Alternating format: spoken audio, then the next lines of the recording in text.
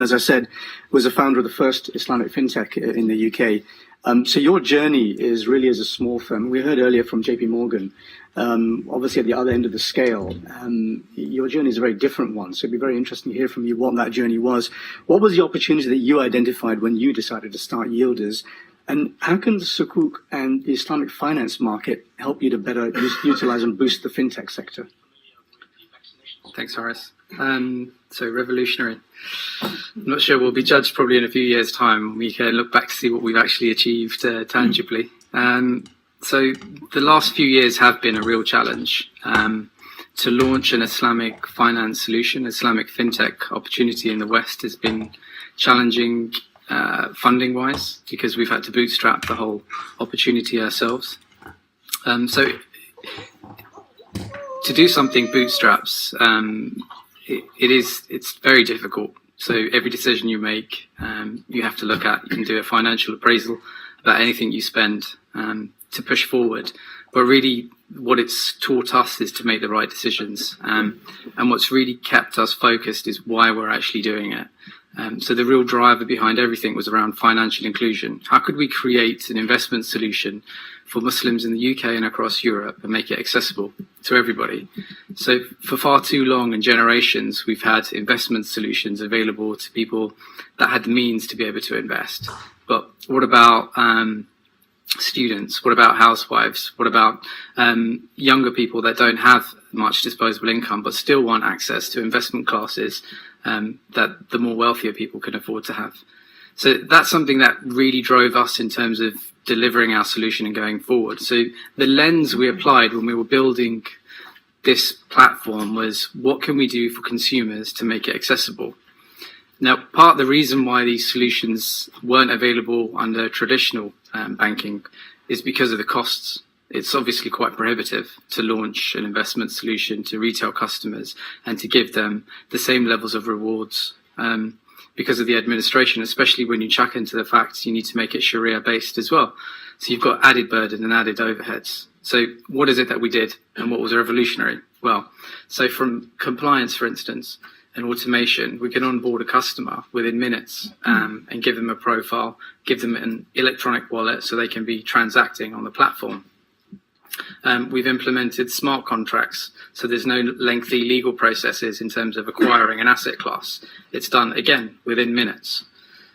Secondary market, all fully automated onto a platform, providing liquidity to customers, allowing them to be able to sell an unlisted equity. Again, automated dividends, so we don't have the benefit of having a huge middle office or a back office in order to do settlements and make payments. So we've had to automate everything. Again, it takes minutes. So we can make thousands of payments at a month end to all of our investors within minutes. So all of this we've been able to achieve this through fintech and through the investment into R&D and technology. Another key feature around the platform is that it's 24 hours a day, 7 days a week accessible. And our branch is effectively every tablet, every mobile phone, every desktop around the world. So we have investors globally being able to come onto our platform into the UK and being able to invest into investment structures. So what does this mean for the Sukuk market? Well, there's some interesting developments. In the UK a couple of years ago, there was some legislation passed around the Innovative Finance ISA. So this Innovative Finance ISA revolutionized the bond market, the mini bond market within the alternative investment space. And it really meant that mini bonds could go mainstream. So there's absolutely no reason why applying this into the Sharia space and launching mini Sukuks into alternative finance wouldn't be possible going forward into the future. Fantastic. That's a great way to end. And I'm pleased that we've got enough time to... I'm sorry that I monopolized the last session with my one question. So hopefully we'll have more time this time round. Any questions from the floor, please? If you could have a microphone, please, here. If you could please let us know your name and the organization you work for. Hi, Tim Cooper for Raconteur and The Times. So there's a lot happening in fintech around the world, including in London. Is London winning the race in terms of fintech and Islamic finance, or is it under threat? from other areas. And another question, Irfan talked about one or two obstacles to setting up. What are the biggest obstacles generally to development and uptake of fintech in Islamic finance? Sorry, just if you could just repeat that last question for me. Yeah, sure. So what are the biggest obstacles to development and uptake of? Okay. You want the second one? Okay. I'm going to take the chair's prerogative and maybe answer one of those questions myself. But in the first instance, maybe Irfan, would you like to talk about is London winning the race in Islamic finance and fintech specifically? Okay. So certainly in fintech, I'd agree. If you were to ask me that question about 6 to 12 months ago, I would have said, yeah, absolutely. Especially also in the Islamic finance space. But we've seen some huge developments in the GCC market within Bahrain and Dubai and Abu Dhabi. And the regulators, the close alignment between the regulators and also the development of Islamic finance within those sectors.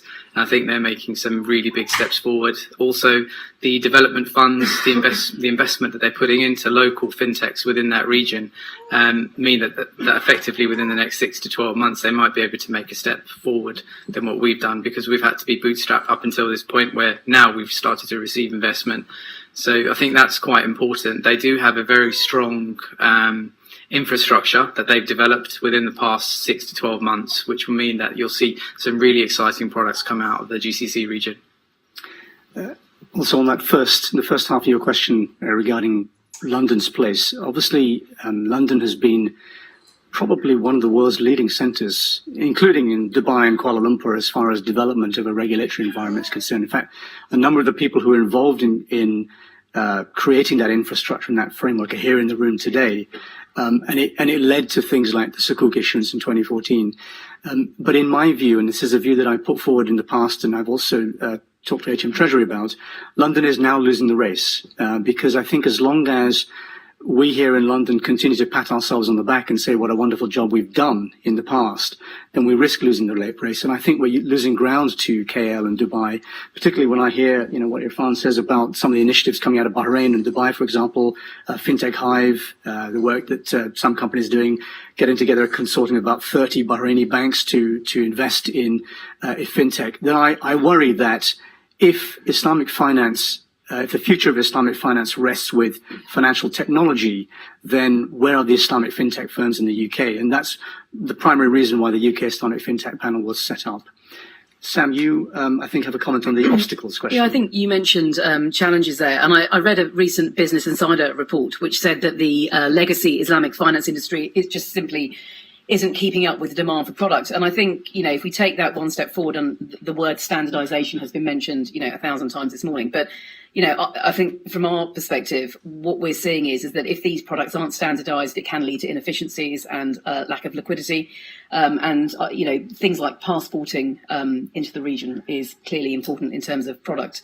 I also think that having just come back from the region where I attended Sharia scholars event about the advent of cryptocurrency, it's quite clear that there are new and very ethical challenges for Sharia scholars, and I certainly heard that there was a wide range of opinion about Bitcoin and so forth out there. So I think that is something that will have to be ironed out in due course to enable products to be more efficient.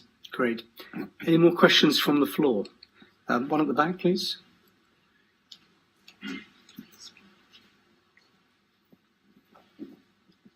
Thank you. Yeah, it's been a very wonderful discussion. I think Sorry, just let us know your name. Yes, Najib from IFAS Group. It's an Islamic finance advisory. We advise governments and institutional clients. So I think just to wrap it up, we have been blessed to work with 20 governments. And I strongly agree with Harry's statements, which, UK is losing grounds. If you look at till the date, I think we have the perception of Islamic finance in the UK, which been till now is more or less, same as conventional. We try to make minimum legislative amendments, and that's it.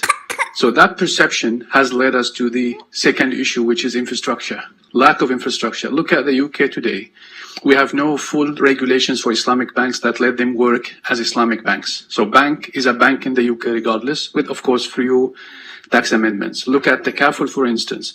All the market players now who are active in Takaful, they are setting up full, regulations for Takaful, their disclosure requirements, their accounting requirements, a full enabling environment that let them flourish. What has this has led to basically a UK following always the necessity approach, where basically Islamic finance market players are trying the best to do whatever they can with the existing infrastructure.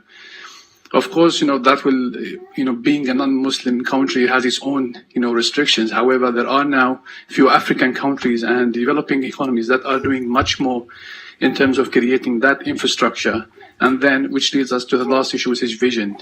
Most of these countries now have learned from the UK their strong political will to create that Islamic finance, which should be a unique value proposition, relates to anyone. I think that I would probably